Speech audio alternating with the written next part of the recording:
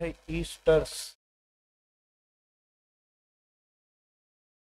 Esters इनको represent कैसे करते हैं? R, R C O O R. तो आप इसको इस तरह भी लिख सकते हैं आर सी ओ 2 आर। आप इसको इस तरह से भी लिख सकते हैं कि R C double bond O R. को आप किसी भी तरीके से रिप्रेजेंट कर सकते हैं। दूसरी बात कि दे आर कंसीडर्ड एज, इसको हम क्या कंसीडर करते हैं? They are considered as alkyl, alkyl derivatives of carboxylic acids, carboxylic acids. इनको हम जो कंसीडर करते हैं वो as a carboxylic derivative consider करते हैं। और ये बनते कैसे हैं कि अगर आपके पास कोई भी कार्बोक्सिलिक एसिड है तो ओ एच, इस एच को जो है हम क्या करेंगे? रिप्लेस करेंगे। उस एच को, इस एच को हम क्या करेंगे? रिप्लेस करेंगे। तो इस एच को हम किस से रिप्लेस करेंगे? आर से ना। तो आर जो है वो इसको क्या करेगा? रिप्लेस करेगा। तो हमें क्या मिलेगा? जो नई चीज मिलेगी वो मिलेगी R C double bond O, और ये जो आर है यहां पे लगे। तो हमेशा ये पार्ट जो है, तो ये वाला पार्ट, ये कार्बोक्सिलिक एसिड से मिलता है। It is obtain from carboxylic, और इसका जो कॉमन नेम होगा वो होगा कार्बोक्सिलेट। ठीक है। तो यही मेजर, इसमें आप ईस्टर के नॉमेनक्लेचर में, इसमें ईस्टर के नॉमेनक्लेचर में लगा देते हैं। भाई गुस्सा ना करो, रह गया था, ये आ गया। ठीक है। तो इसके ईस्टर के नॉमेनक्लेचर में regardless the length of carbon atom, जो हम नेम कंसीडर करेंगे वो कार्बोक्सिलिक एसिड का, तो ये मेजर पार्ट रहेगा, भले इस साइड पे कार्बन ज्यादा हो। तो ये हमेशा, ये वाला जो अल्काइल है नेमिंग में हमेशा क्या होगा? ये प्रीफिक्स ही होगा। Whatever be the number of carbon, तो मेजर फंक्शनल ग्रुप इस कार्बन के साथ कंसीडर करेंगे। और ये जो होगा आपका alkyl radical as a substituent. तो ये वो अल्काइल है जिस जो कैसे बना है कि हमने कार्बोक्सिलिक एसिड के हाइड्रोजन को क्या किया है? रिप्लेस किया है, उससे ये बना है। तो नेमिंग में कॉमन नेम ईस्टर के दूसरी चीज क्या है? ईस्टर्स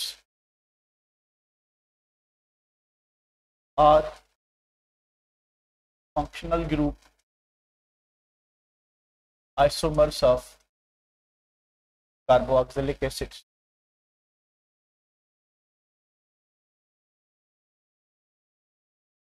ईस्टर्स जो हैं, अगर कार्बोक्सिलिक एसिड जो है उसके और ईस्टर में सेम कार्बन होंगे तो उनका जनरल फार्मूला सेम होगा, और वो एक दूसरे के फंक्शनल ग्रुप आइसोमर होंगे, एक दूसरे के फंक्शनल ग्रुप आइसोमर होंगे। ये बात समझ आ रही है? ठीक है। सिंपल सी बात है कि अगर आपके पास एसिटिक एसिड है CH3COOH एंड आपके पास मिथाइल फॉर्मेट है,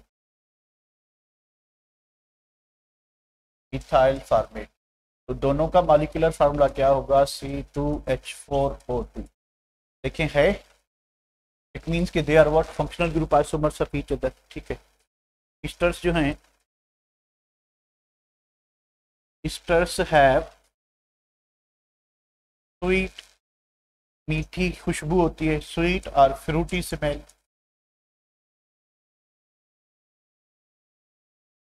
तो हम एज अ प्लास्टिसाइजर यूज करते हैं प्लास्टिक बनाने में। ठीक है।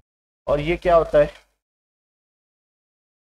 अब इसकी प्रॉपर्टीज और यूजेस जरा बुक में रीड कर लेना, कि मैं बता देता हूँ आपको कि ये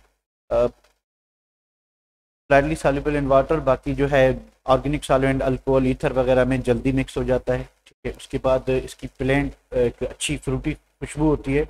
और ये इथाइल एसीटेट जो है ये पाइनएप्पल में पाया जाता है। इसको हम प्लास्टिक की इलास्टिसिटी बढ़ाने के लिए एज अ प्लास्टिसाइजर भी यूज करते हैं, और ये एक अच्छी सॉल्वेंट है फॉर मॉडरेटली पोलर कंपाउंड। ठीक है। तो इसके बाद इसके और भी यूजेस हैं। तो इसको आप स्ट्रीफाई करके, सॉरी स्ट्रीफिकेशन से तो ये बनता है, तो इसकी जब हाइड्रोलाइसिस करोगे तो आपको कार्बोक्सिलिक एसिड और अल्कोहल मिलेगा। ठीक है चलिए। और ये आपको dry distillation of would say भी मिल सकता है, पायरोलिजिनियस एसिड से, पर आपको मिथाइल एसीटेट मिलेगा, आपको इथाइल एसीटेट जो हमारे बुक में है वो नहीं मिलेगा। स्पेसिफिक ग्रेविटी का मतलब होता है डेंसिटी, इसकी डेंसिटी वाटर से कम होगी, इसकी डेंसिटी वाटर से क्या होगी, कम। स्पेसिफिक ग्रेविटी का मतलब होता है डेंसिटी। चलिए भाई इसकी प्रिपरेशन करते हैं, तो इसको प्रिपेयर कैसे करते हैं। अब इसकी जो प्रिपरेशन है वही रिएक्शन है, तो प्रिपरेशन की बात करें अगर,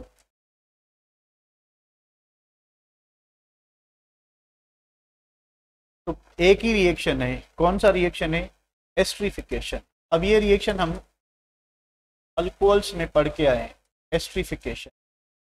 एस्ट्रिफिकेशन का मतलब होता है कि फॉर्मेशन ऑफ ईस्टर, ईस्टर का बनना। ईस्टर कैसे बनता है, जब आप अल्कोहल और कार्बोक्सिलिक एसिड को एसिड कैटलिस्ट यूज करके रिएक्ट कराएंगे तो रिएक्शन रिवर्सिबल होता है। जब आप उसकी रिएक्टिविटी में वही रिएक्शन जस्ट उल्टा करके लिखो, ठीक है। तो एस्ट्रिफिकेशन में क्या होता है कि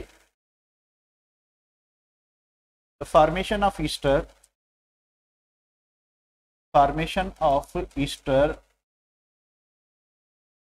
by treating alcohol with carboxylic acid, alcohol with carboxylic acid in the presence of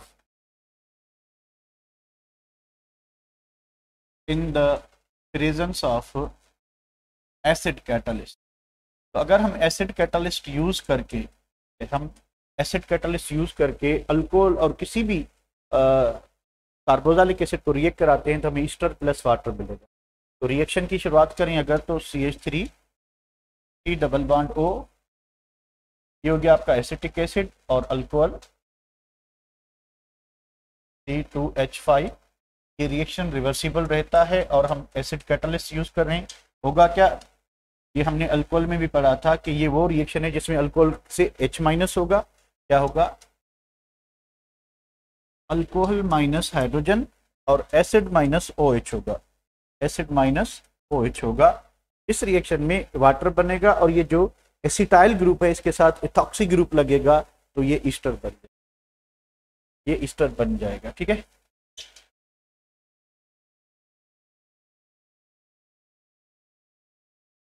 और क्या होगा, OC2H5 प्लस वाटर, ठीक है बेटा। तो ये आपका बन गया इथाइल एसीटेट ईस्टर। इसकी फ्रूटी से मेल होगी, इथाइल एसीटेट इसका नाम है, इथाइल एसीटेट इसका मैंगो नाम है, कॉमन नाम, आम नाम। तो जब भी एसिड और अल्कोहल रिएक्ट करेंगे किस भी लेंथ के हों, साइक्लिक हो, ओपन चेन हो, ईस्टर बनता है और इस रिएक्शन को ईस्टर बनने की वजह से हम कहते हैं एस्ट्रिफिकेशन, ठीक है बेटा। अरे बाबा चलो, जो लिखा है वो सही है, ठीक है ना, नहीं होता ऐसा, ठीक है। मैकेनिज्म देखेंगे आपको पता चल जाएगा। तो ये क्वेश्चन भी आया एक दो मरतबा, ये क्वेश्चन भी आ चुका है, इसलिए आप गलती ना करना, वही यही सही है जो मैंने लिखा है, ठीक है। तो अगर मैकेनिज्म चाहिए तो मैंने आपको लास्ट टाइम भी बता दिया था कि आप पंजाब की बुक में देख लें, बहुत लंबा चौड़ा मैकेनिज्म दिया हुआ है, तो मुझे करने की कोई ज़रूरत नहीं। टेस्ट आपकी मंडे को ही होगी, टेस्ट बन रही है, ऑपरेटर बैठा हुआ है। तो ये आपका हो गया ईस्टर की प्रिपरेशन। अब यही रिएक्शन है, अगर आप हाइड्रोलाइसिस करोगे यानी वाटर ऐड करोगे in the presence of acid catalyst, reaction ऐसे कल्टी मारेगा। तो रिएक्शन में क्या होगा, तो भाई रिएक्शंस ऑफ ईस्टर में नंबर पहला है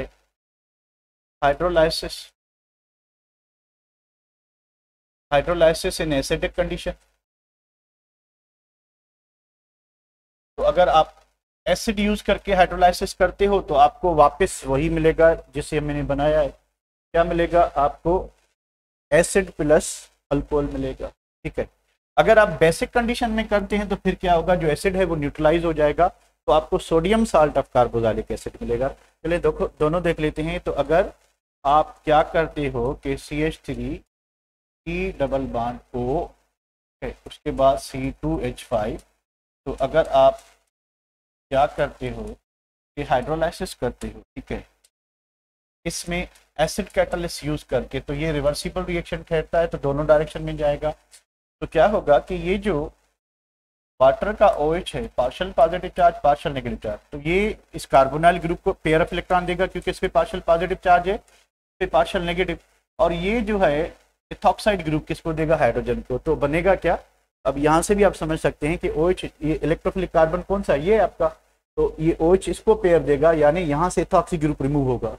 तो रिएक्शन हुआ भी तो ऐसे ही होगा कि यहाँ से जो है ऑक्सीजन इसमें पड़ा था, तो यहाँ से क्या रिमूव हुआ था, OH रिमूव हुआ था, तो ये पूरा ग्रुप यहाँ से क्या होगा, रिमूव होगा। तो अब यहाँ पे क्या बनेगा, ये CH3 उसी तरह C डबल बॉन्ड O, उसके बाद यहाँ क्या आया OH यहाँ से रिप्लेस हुआ था, तो OH जो है वो क्या हुआ, ऐड हुआ है।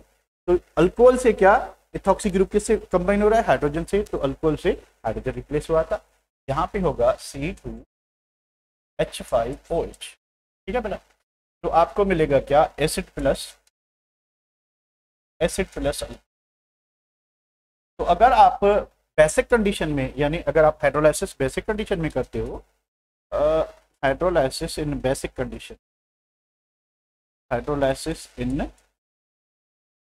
कंडीशन, तो ये आज आपका जो ये बनेगा कौन सा, कार्बोक्सिलिक एसिड, ये न्यूट्रलाइज होके आपको क्या देगा, यहाँ पे जो कार्बोक्सिलिक एसिड बना है वो न्यूट्रलाइज होके आपको सोडियम साल्ट देगा। तो अभी क्या होगा, अब ये होगा कि अगर आपके पास CH3 C double bond O, इधर क्या है O C2H5 प्लस, अगर आप सोडियम हाइड्रोक्साइड यूज करते हो, तो होगा क्या, ये पार्शियल पॉजिटिव चार्ज और इस पे नेगेटिव चार्ज, तो ये नेगेटिव चार्ज वाला आएगा इधर, यानी इस कार्बन पे इलेक्ट्रोफिलिक पे, और ये जो इथॉक्साइड ग्रुप है ये जाएगा किधर, हाइड्रोजन की तरफ, ठीक है। तो क्या होगा कि आपको जो कंपाउंड मिलेगा वो मिलेगा sodium acid 3 double bond ONA, और आपको क्या मिलेगा, तो ये जो इथॉक्सी ग्रुप है इसके हाइड्रोजन के साथ इथाइल अल्कोहल बना, इथाइल अल्कोहल, ठीक है। This is all about what, esters. तो ईस्टर के ये यही दो रिएक्शन दिए हुए हैं, दोनों हाइड्रोलाइसिस हैं, यही प्रिपरेशन भी इसी तरीके से हो रही है। आप जस्ट इसको उल्टा कर दें तो प्रिपरेशन हो जाएगी, इस तरह से कर दें रिएक्टिविटी हो जाएगी, ठीक है। So this is all about what esters. तो ईस्टर के बाद हम अभी बढ़ते हैं कि कार्बोक्सिलिक एसिड्स क्या होते हैं, उसको देख लेते हैं जरा। तो कार्बोक्सिलिक एसिड्स का नॉमेनक्लेचर पहले कर लेते हैं, उसके बाद जो है देखते हैं क्या है, ठीक है। तो पहले नॉमेनक्लेचर डिस्कस कर लेते हैं कार्बोक्सिलिक एसिड।